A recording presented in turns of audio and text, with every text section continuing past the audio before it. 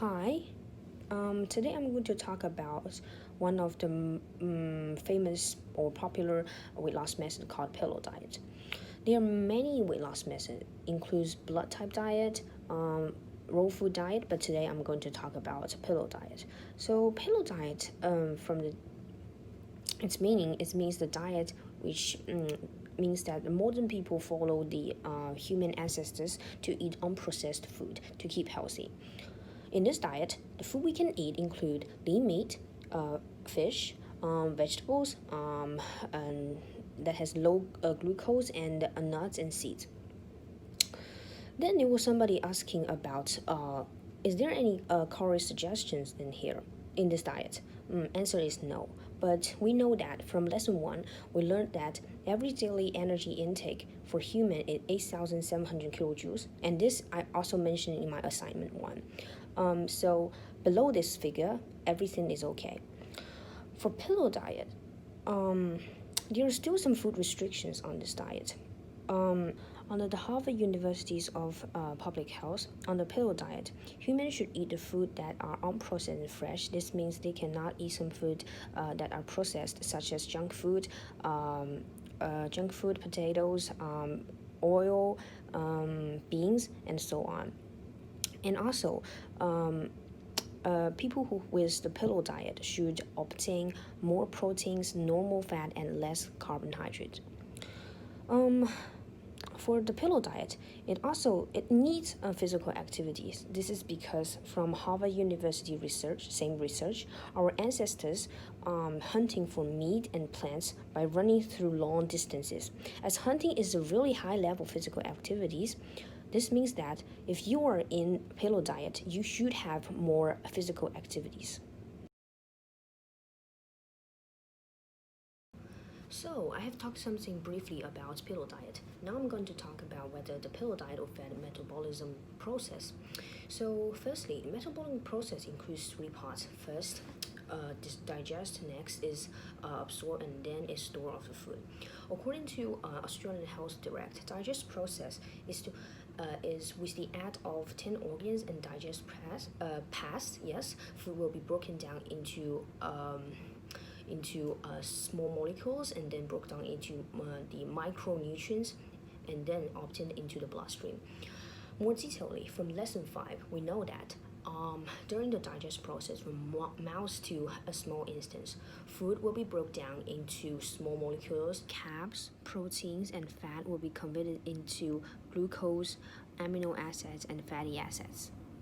Finally, with the oxygen breathed in by human, the respiration process will make the product of water, carbon dioxide, and also energy.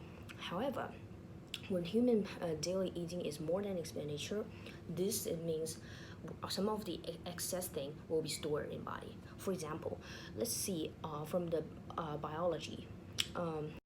Will convert into glucose, and excess glucose will be stored in liver and stored in muscle. For fat, according to Genetic Science Learning Center, it will be transited by glucose and then it will be stored in fat tissue.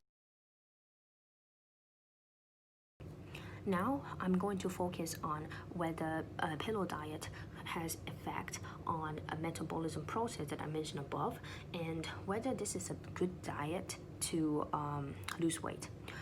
Firstly, the three main micronutrients that intake by human on the paleo diet actually is not at the recommended level. Some are above and some are below.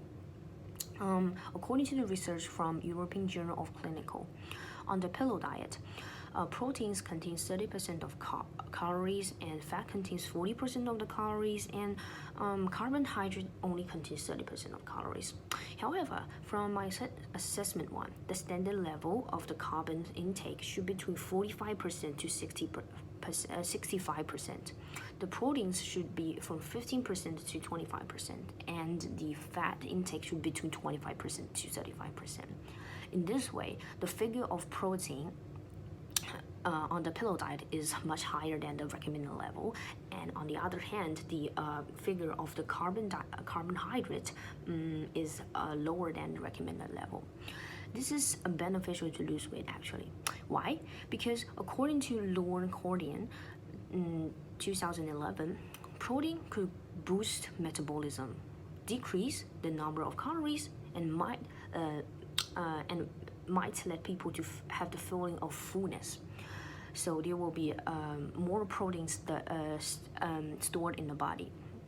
And then, moreover, from Tarantino G mentioned that on the pillow diet there will be limitations on high blood sugar carbs. Therefore, as specific carbs are limited, there will be less digestion on carbon dioxide and less carbons will start in the body.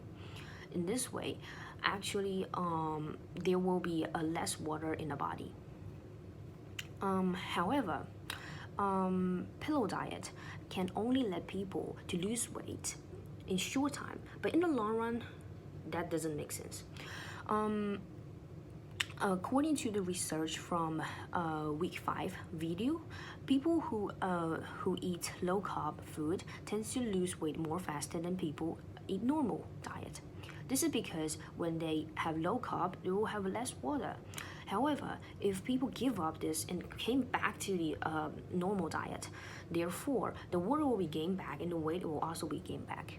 Moreover, the pillow diet actually let people lose some of the really good nutrients in the body, so there will be some serious diseases happen.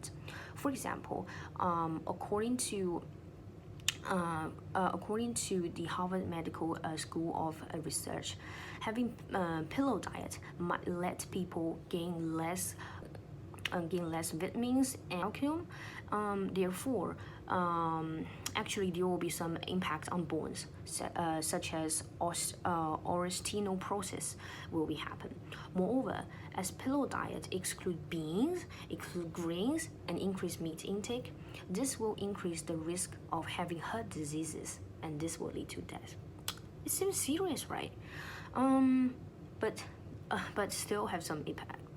Gut bacteria. Pillow diet will have a bad effect on the gut bacteria. According to research from Angela Giannani, the pillow diet increased the diversity of gut bacteria. However, it also increased the number of bad bacteria. We know from the lesson 6, it mentions that beneficial bacteria has functions include helping digestion and make liberate vitamins and avoid bad bacteria. In this way, more bad bacteria, less protections on gut, less helpful to digest and further metabolism process. Therefore, to be concluded, pillow diet has both positive and negative effects on metabolism process. Moreover, pillow diet is critical. However, there are more negative effects than positive effects, so I think this might not be a really good weight loss method.